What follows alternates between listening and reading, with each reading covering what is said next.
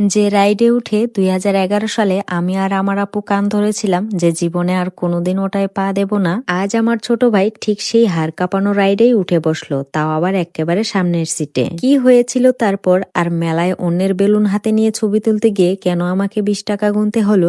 আসসালামু আলাইকুম, কেমন আছেন আপনারা সবাই? আপনারা তো জানেন আমি সবসময় আপনাদের জন্য আমাদের চিরচেনা গ্রামের সুন্দর সুন্দর দৃশ্য আর আমাদের গ্রামীণ জীবনযাত্রা নিয়ে ভিডিও বানাই, যা আপনারা সবসময় অসম্ভব ভালোবাসেন আর এত সুন্দর সুন্দর মন্তব্য করেন। কিন্তু আজ আপনাদের জন্য নিয়ে এসেছি একদম অন্যরকম একটা ধামাকা। আজ আমি আপনাদের নিয়ে যাব আমাদের দিনাজপুরের সেই ঐতিহ্যবাহী জমকালো বাণিজ্য মেলায়। তবে একা কিন্তু আসিনি, আমার সাথে আছে আমার বেস্ট ফ্রেন্ড লিলি আর আমার ছোট ভাই হানিফ। আজকে পুরো মেলা ঘুরে ঘুরে আপনাদের দেখাবো আর আমরা কি কি কাণ্ড করলাম সেই গল্প শোনাবো, আর সাথে থাকবে এক যুগ আগের একটা ভয়ঙ্কর স্মৃতির কথা। তাই আমার মিষ্টি ভাই বোনের পুরো ভিডিওটা একদম না টেনে শেষ পর্যন্ত দেখুন, আজকের গল্পটা আপনাদের মন ছুঁয়ে যাবেই। মেলায় ঢোকার শুরুতেই যে জিনিসটা আমাদের তিনজনের চোখ ধাঁধিয়ে দিল সেটা হলো এই মেলার মেইন গেটটা। দেখুন কি অপূর্ব কারুকার্য, গেটটা এত সুন্দর আর নিখুঁত ভাবে বানিয়েছে যে জাস্ট তাকিয়ে থাকার মতো। মনে হচ্ছিল যেন আমরা কোনো রূপকথার রাজপ্রাসাদের সামনে দাঁড়িয়ে আছি। আমাদের দিনাজপুরের ঐতিহ্য যেন এই গেটটাতেই ফুটে উঠেছে। এই সুন্দর গেটের সৌন্দর্য মন ভরে উপভোগ করার পর আমি চলে গেলাম টিকিট কাউন্টারে। মেলায় তো টিকিট ছাড়া ঢোকা যাবে না। টিকিট কেটে আমি আর আমার বান্ধবী লিলি একদম রেডি। টিকিটটা হাতে নিয়ে যখন মেলার ভিতরে পা রাখলাম তখন চারদিকের আলো আর কোলাহল দেখে ভিতরের আনন্দটা যেন দ্বিগুণ হয়ে গেল। মেলায় ঢুকেই চারদিকে তাকাতেই মনটা একদম ভালো হয়ে গেল। কত রঙের মেলা বসেছে চারদিকে। ঠিক তখনই চোখে পড়ল কত শত বড় বড় রঙিন বাবলস বাতাসে উঠছে। ছোট ছোট বাচ্চারা এগুলো ধরার জন্য ছুটোছুটি করে। আর এগুলো দেখার পর নিজের ভেতরের ছোটবেলাটাও যেন জেগে উঠলো। বাতাসে ভাসতে থাকা ওই হাওয়াই বাবলস গুলো ধরার জন্য আমিও বাচ্চাদের মতো হাত বাড়িয়ে অনেক চেষ্টা করলাম, কিন্তু ধুর, একটাও হাত দিয়ে ছুতে পারলাম না। তার আগেই টুপ করে ফেটে যাচ্ছিল। লিলি তো আমার কাণ্ড দেখে হেসেই শেষ। এরপর আমরা একটু ভিতরের দিকে এগোতেই চোখে পড়লো মেলার সেই বিশাল চরকি বা নাগরদোলা। বাপরে বাপ, আকাশ ছোঁয়া চরকিটা তো ঘুরছে পরে, ওটার দিকে নিচে দাঁড়িয়ে তাকিয়ে থেকে আমার মাথা ঘোরা শুরু হয়ে গেছে। আমি লিলিকে শক্ত করে ধরে বললাম, বান্ধবী আমি কিন্তু আজ শুধু মেলা দেখতে এসেছি, ভুলেও আমাকে কোনো রাইডে তোলার চেষ্টা করিস না। আমি তো নিজের জান বাঁচিয়ে রাইডে ওঠা থেকে বেঁচে গেলাম, কিন্তু আমার ছোট ভাই হানিফ তো নাছোড়বান্দা। ও মেলার ওই দানবের মতো রেঞ্জার রাইডটা দেখেই একেবারে বায়না ধরে বসলো যে ওটাতে উঠবেই। আমি ওকে কত করে বারণ করলাম, বললাম হানিফ রে, এটা অনেক উঁচুতে উঠে, অনেক ভয়ের, তুই উঠিস না। কিন্তু ও তো কোনো কথাই শুনবে না। শেষমেশ আদরের ছোট ভাইয়ের আবদারের কাছে আপুকে হার মানতেই হলো। টিকিট কেটে ও গিয়ে বসলো একেবারে সামনের সিটে। হানিফ যখন রেঞ্জারে উঠে বসলো আমার তখন বুকের ভেতর দুরু দুরু কাঁপন শুরু হয়ে গেছে। কেন জানেন? কারণ এই রেঞ্জার দেখে আমার আজ থেকে ঠিক 15 বছর আগের এক ভয়ঙ্কর স্মৃতির কথা মনে পড়ে গেল। সেটা ছিল 2011 সাল। আমি আর রুনা আপু মিলে এই মেলায় এসে খুব শখ করে এই রেঞ্জার রাইডটাতে উঠেছিলাম। কিন্তু ওটা যখন চালু হলো আর যত উপরে উঠতে লাগলো, ওরে বাবা, মনে হচ্ছিল এই বুঝি আমাদের প্রাণটা শরীর থেকে বের হয়ে চলে গেল। আর যখন ওটা আবার ঘুরে নিচে নেমে আসতো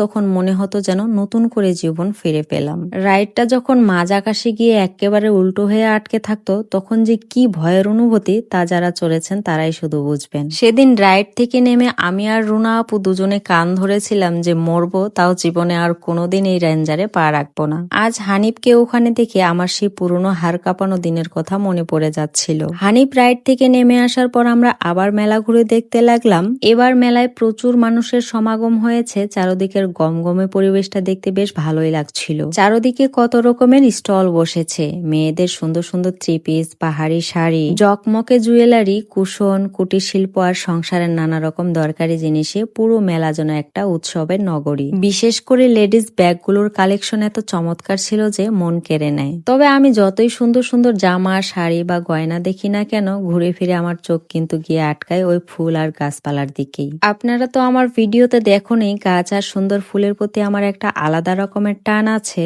বাগান করতে আমি ভীষণ ভালোবাসি। মেলায় কৃত্রিম রঙিন ফুলের এই দোকানটা আমার এত বেশি পছন্দ হয়েছে যে আমি জাস্ট মন্ত্রমুগ্ধের মতো তাকিয়েছিলাম। মনে হচ্ছিল যে না, একটা আসল ফুলের বাগানে চলে এসেছি। মনে হচ্ছিল সব কটা ফুল কিনে একেবারে বাড়ি নিয়ে যাই। মেলায় আসবো আর বান্ধবীরা মিলে ফুচকা চটপটি খাওয়া হবে না তা তো হতেই পারে না। মেলার ঠিক মাঝখানে একটা সুন্দর পরিচ্ছন্ন দোকানে আমরা সবাই মিলে বসে গেলাম। তারপর ধোয়া ওঠা চটপটি আর টক ঝাল ফুচকা মুখে দিয়ে মনের সুখে আড্ডা দিচ্ছিলাম। কিন্তু হায়রে কপাল, সেই আনন্দের সুন্দর মুহূর্তটা আমি আপনাদের জন্য ক্যামেরায় রেকর্ড করতেই পারলাম না। কারণ ঠিক তখনই আমার ফোনের চার্জ একেবারে শেষ হয়ে ফোনটা বন্ধ হয়ে গেল। কি একটা বিপত্তি বলুন তো। মেলা তখনও অর্ধেক দেখায়নি আর ব্লগও শেষ হয়নি। উপায় না পেয়ে ওই ফুচকার দোকানের ভাইকে একটু রিকোয়েস্ট করে ফোনটা ওখানেই কিছুক্ষণ চার্জে বসিয়ে রাখলাম, যাতে বাকি মেলাটা আপনাদের দেখাতে পারি। এই ফাঁকে আমরাও পেট পুড়ে খাওয়া দাওয়া শেষ করে নিলাম। ফোনে একটুখানি চার্জ হতেই আমরা আবার ক্যামেরা অন করলাম। মেলায় ঘুরে ঘুরে গরমে তখন আমাদের প্রায় সেদ্ধ হওয়ার মতো অবস্থা। ঠিক তখনই আমাদের চোখে পড়লো দি পুরান ঢাকার ঐতিহ্যবাহী গোলা হাউস। আর দেরি না করে চটপট অর্ডার দিয়ে দিলাম।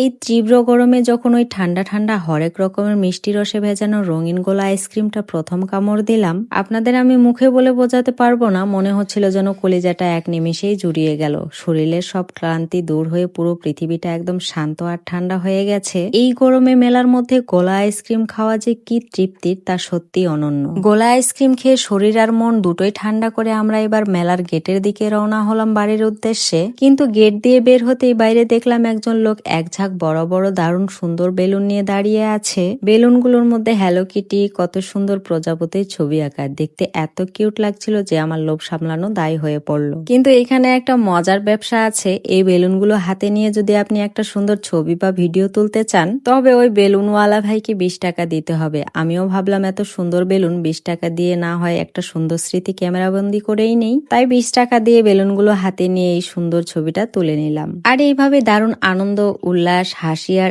একযুগ আগের স্মৃতি নিয়ে কেটে গেল আমাদের দিনাজপুরের মেলার সুন্দর একটা দিন। আমার এই মেলার ব্লগটি আর আমার কথাগুলো আপনাদের কেমন লাগলো কমেন্ট করে কিন্তু অবশ্যই আপনার মূল্যবান মতামত জানাবেন। আপনাদের একটা সুন্দর কমেন্ট আমাকে অনেক অনুপ্রেরণা দেয়। ভালো লাগলে লাইক ও শেয়ার করে দিবেন। আজ এখানেই বিদায় নিচ্ছি, দেখা হবে আবার নতুন কোনো সুন্দর ভিডিওতে। তো সেই পর্যন্ত সবাই ভালো থাকবেন, সুস্থ থাকবেন। আল্লাহ হাফেজ।